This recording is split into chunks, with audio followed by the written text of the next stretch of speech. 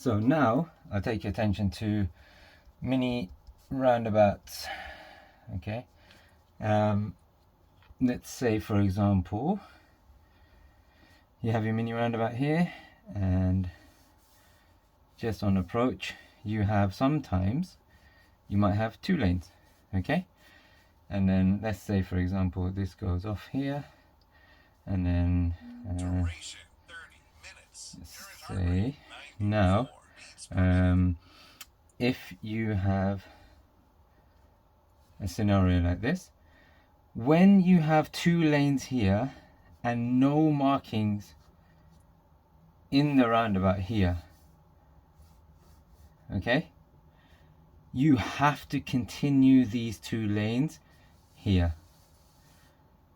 2 lanes never go into one. Think of it like that. It's just too dangerous for it to go like that in a roundabout junction. Okay, so what they will do is they will have 2 to 2 or 1 to 1 or 3 to 3, and worst case scenario, or sometimes you might have 2 to 3, but you never have going less. Okay, you might have going more, but you might never have it less.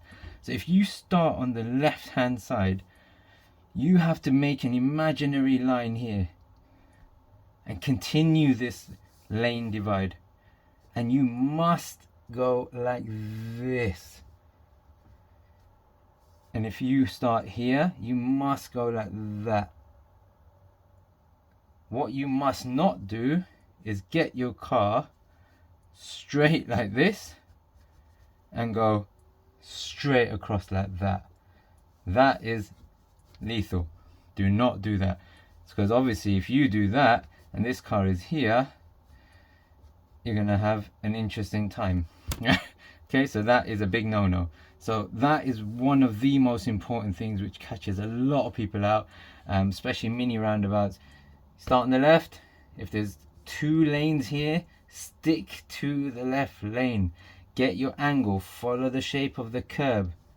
Okay, remember these things if you can. As you're approaching, follow the shape of the curb, get your car angled. Okay, so if the curb bends like this, you bend like that. That's wherever the line is. Okay, and your car should be like this and not like that. Okay, it's because the curb is kind of indicating how the shape of the whole junction will be. All right, so that's a little bit on the mini roundabouts. Okay, obviously if you're turning right, then you just stay on the right lane and you leave. It's quite straightforward. Okay, and going left is straightforward as well. Now we're going to try and come across the blockers rule. Okay, so blockers often catch people out. So let's see if I can get a new fresh piece of paper. Give me a sec. All right, what I want you guys to think about with blockers, only apply the blockers rule for roundabouts. Do not apply it at junctions. If a car is coming in, like you're trying to leave and a car is coming in, don't use that car as a blocker. All right, the reason is, what is a blocker? So let me do a roundabout here, and okay, let's say you've got this sort of mini roundabout scenario. Okay, you are here. Okay, we want to go, let's say, straight ahead. Okay, so again, no signal for straight. Who do we give way to? We give way to the right hand side. So any car that's coming, another way to remember this, any car that's coming in your space in front of you, directly here, not here, not there, we're not worried about here yet, but here, this is your zone. Okay, if you think that this car is coming this way, you cannot go. If a car from in front over here, if you see a signal and they want to come round like this, they're coming in this zone, you cannot go. Okay, there will be ways you can later on, but that's just something I want you to keep in mind. So this is your zone, because if you go and they come, that's an accident obviously. So you give way to the right hand side. Okay, when I'm looking at the right hand side directly here, 3 o'clock position, okay, and that's the split over there of the right hand side. So any lane on this side of the roundabout, you have to give way to. Okay, so let's focus on this car now.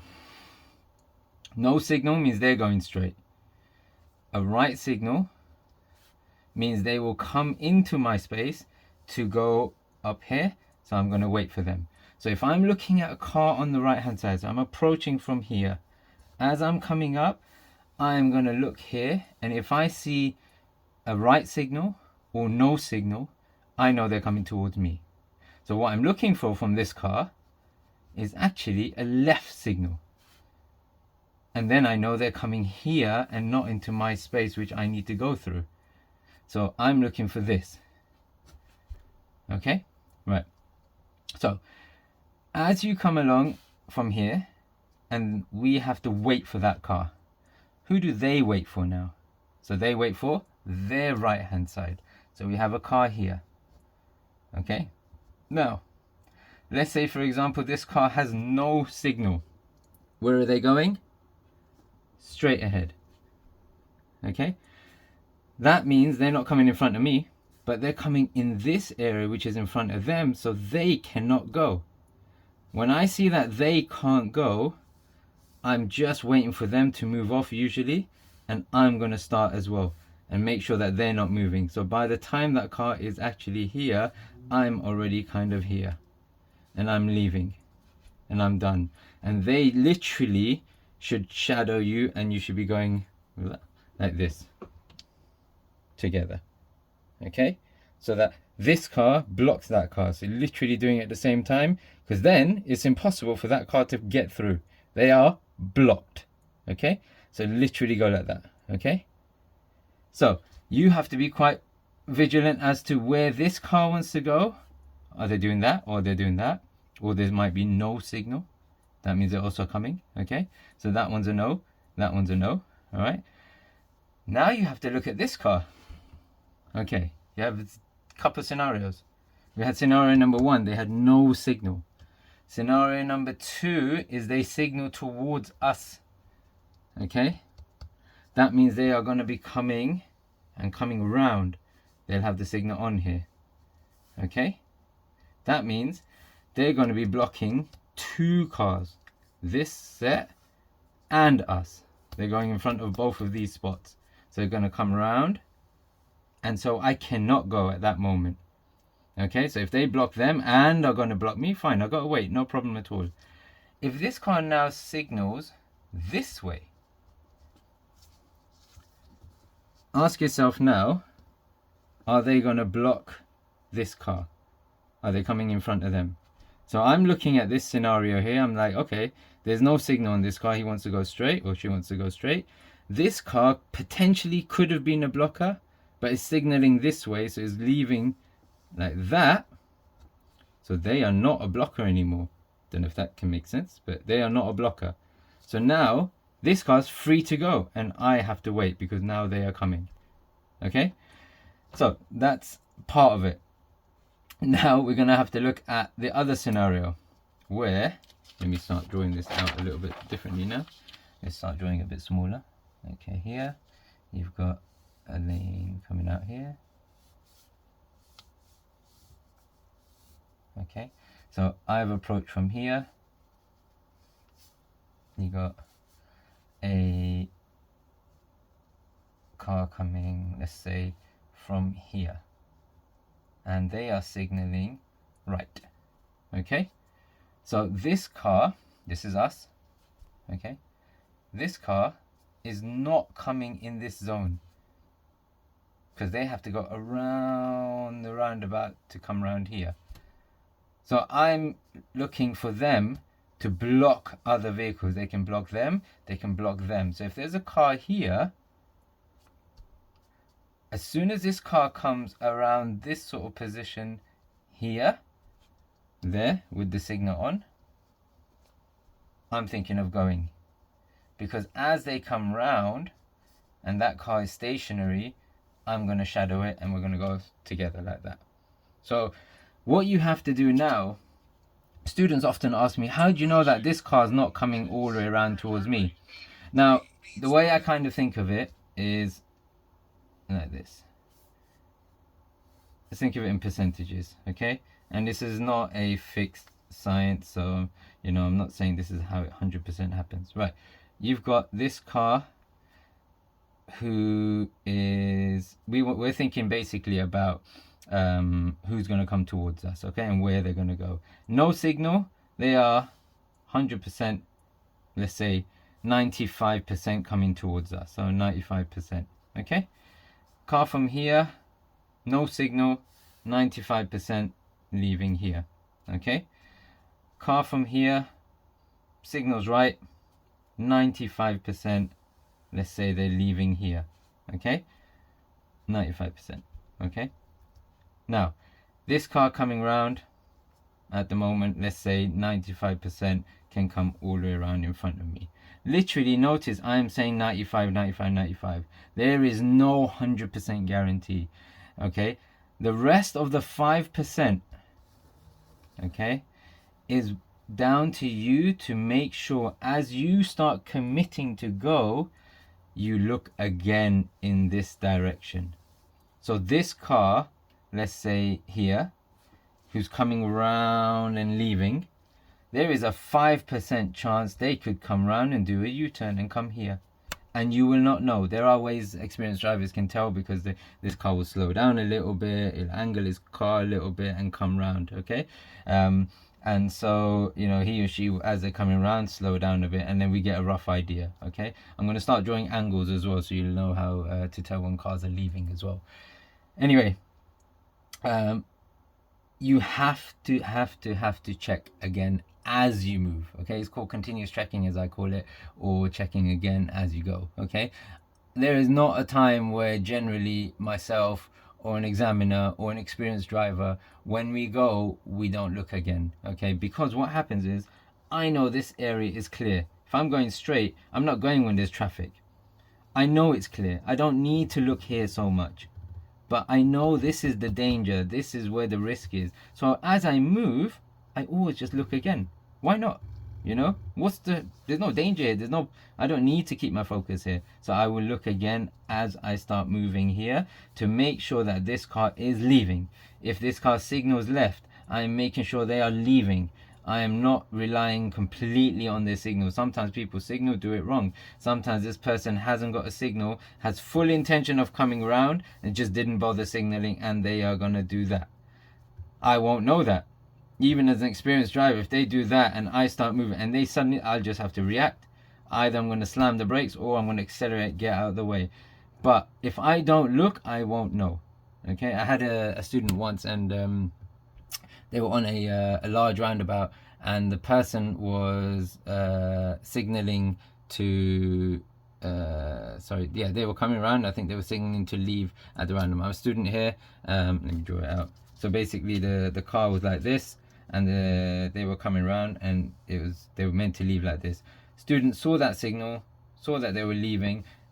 They actually, I think they even signaled left to leave, don't quote me on that, but you know, so students started going, and all of a sudden examiner slams the brake right here, and this car comes flying round, and the first thing the student goes is, "Oh," Ahmed said, "check again," you know, and the examiner started laughing. This was years ago, and it happens because, you know, the examiner's experienced, students aren't generally, and so you know, it's just one of those errors that occurred, and the student learned from it. It's better they learn like that, you know, the tough way. Sometimes it is expensive, but it's better than them having an accident. So after that, every time they went on a roundabout, it's not like you're gonna doubt every single car, you can't do that, but you're gonna check again, you know.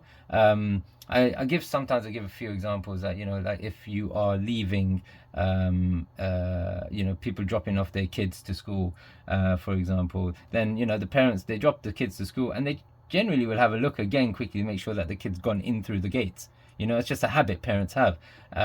You know, and, you know, if you've had someone who, or if you've left your, you know, your coat or wallet or somewhere just a little further away from you, you will look again at it. You know, you just know that something could happen. You hope that nothing will, but, you know, not everyone's a thief. So you don't doubt everyone. You just have a little bit of experience that people have stolen from you, and so you kind of look again. So that's kind of my my take on it, okay? Now, this is kind of just a bit of how to work out the blockers. I don't know if that was clear enough. Now it looks like a whole mess to me. I'm going to have to probably do all of this again anyway. But now I just want you to work on angles, okay? This applies to generally major roundabouts, or bigger roundabouts. But what I want you to work out, students often say, how do you know that car's not leaving? Okay, so let's say you are here wanting to leave. This is your exit, and this is the roundabout. You see a car coming from this direction, okay, with the signal on.